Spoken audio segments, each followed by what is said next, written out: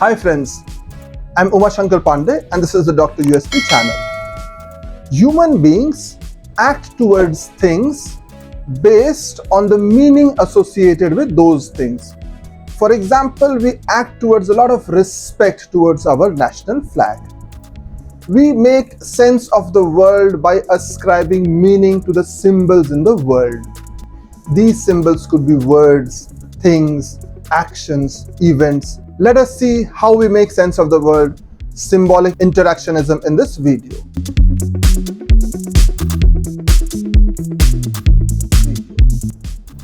Symbolic interactionism was founded by American sociologist George Herbert Mead in the 20th century. He proposed that meaning is not ascribed by societal structures like norms, for example, but are constructed through everyday interactions.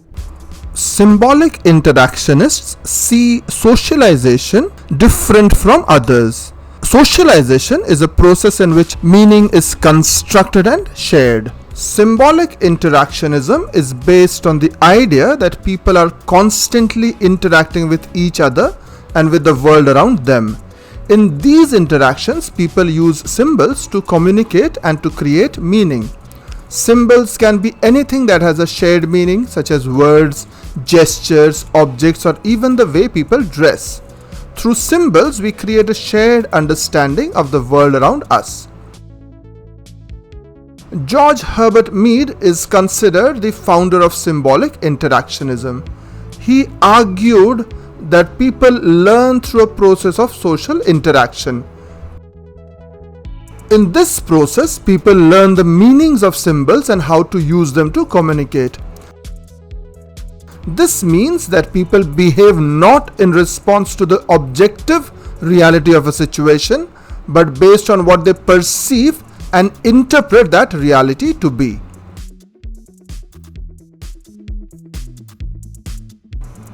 Contrary to macro-theoretical approaches to the study of the social and society which investigate social systems and processes, symbolic interactionism concentrates on the micro scale of interactions among and between social actors. Through macro-theoretical approaches, Marxists argue that relations of capitalism structure all social interactions. The term symbolic interactionism was coined by US sociologist Herbert Blumer, who, following his mentor George Herbert Mead, argued that common understanding was developed through the mundane acts of daily interaction.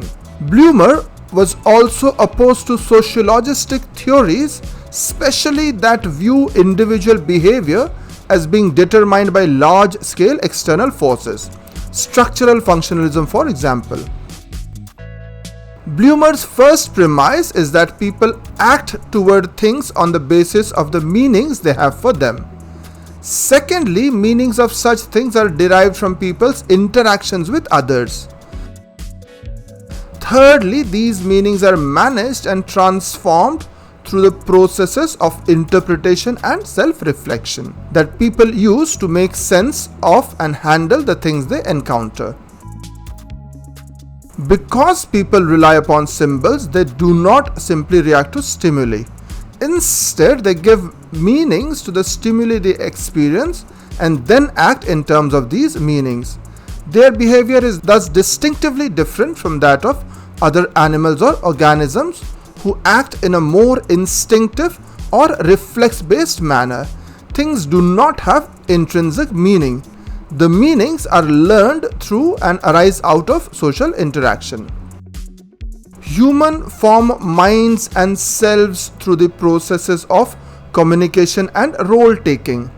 Individuals develop the capacity to see and respond to themselves as objects and thus to interact with themselves or think. Through thinking, individuals actively shape the meaning of things in their worlds, accepting them, rejecting them, or changing them in accord with how they define and respond to them.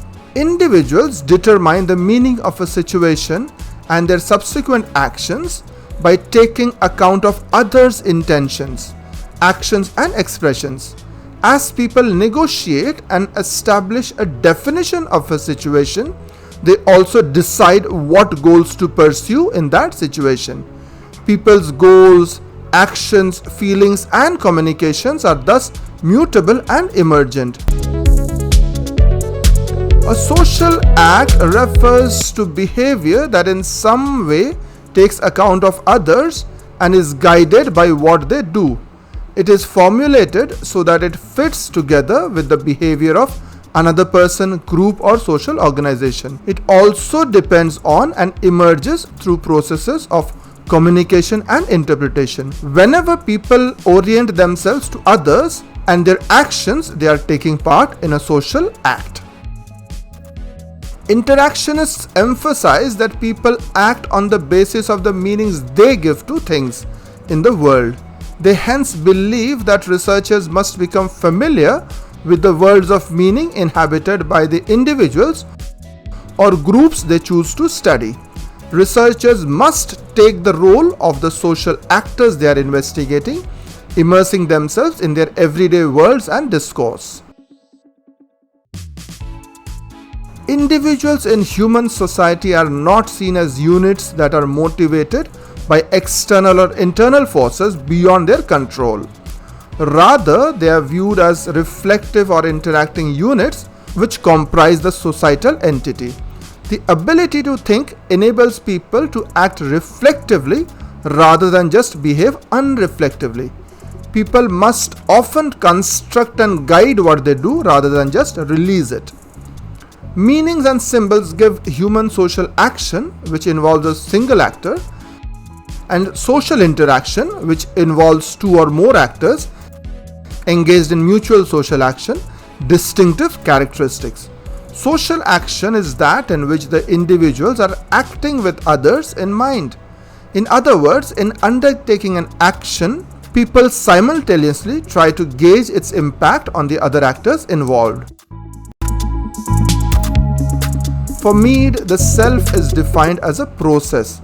This means that the child is not born with a self, but that it emerges over time. People acquire selves when they are able to take themselves as objects. That is, they are able to act on and respond to themselves as they would to any other object in their environment. The self then has the ability to both act as a subject, a source of action, and to take itself as an object. Interactionist analysis emphasizes the social and communicative roots of the self, revealing how individuals acquire the capacity for self-reflexivity through their symbolic interactions with others. Interactionists have also highlighted that while the self emerges and develops through communication with others, it also informs his interpretations of their communicative responses. The ability to think is embedded in the mind, but the symbolic interactionists have an unusual concept of the mind as originating in the socialization of consciousness. They distinguish it from the physiological brain. People must have brains in order to develop minds, but a brain does not inevitably produce a mind, as is clear in the case of lower animals. Symbolic interactionists do not conceive of the mind as a thing, a physical structure, but rather as a continuing process. It is a process that is itself part of the larger process of stimulus and response. The mind is related to virtually every other aspect of symbolic interactionism, including socialization, meanings, symbols, the self, interaction, and even society. Symbolic interactionists tend to accord causal significance to social interaction. Thus, meaning stems not from solitary mental processes but from interaction. This focus derives from Mead's pragmatism. He focused on human action and interaction, not on isolated mental processes. The central concern is not how people mentally create meanings and symbols, but how they learn them through interaction in general and socialization in particular. People learn symbols as well as meanings in social interaction. Whereas people respond to signs unthinkingly, they respond to symbols in a thoughtful manner.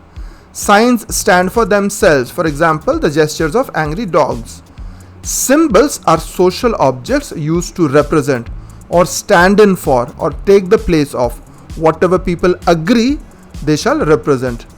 Driving an expensive car is a symbol, for example. Symbolic interactionists conceive of language as a vast system of symbols. Words make all other symbols possible. Acts, objects, and other words exist and have meaning only because they have been and can be described through the use of words. Because of the symbol, the human being does not respond passively to a reality that imposes itself, but actively creates and recreates the world acted in.